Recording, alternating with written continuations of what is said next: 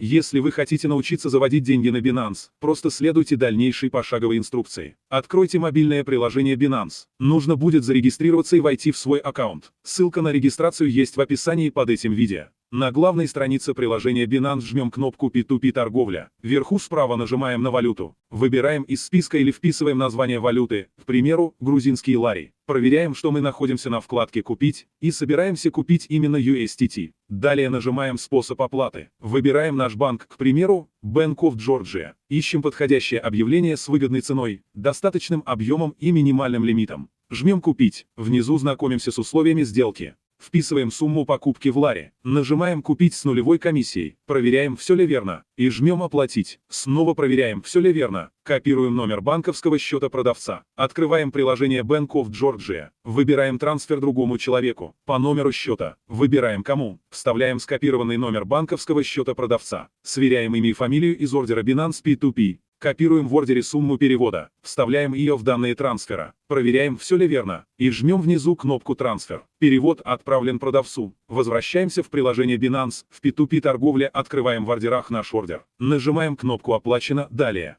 Ждем. Продавец должен подтвердить оплату. Как только придет подтверждение, наши USDT окажутся в кошельке пополнения. Переходим в кошелек пополнения и проверяем наличие наших USDT. Все. Покупка USDT за лари завершилась. Теперь вы знаете, как завести деньги на биржу Binance. Подписывайтесь на наш YouTube канал Крипта для новичков, чтобы знать чуть больше других.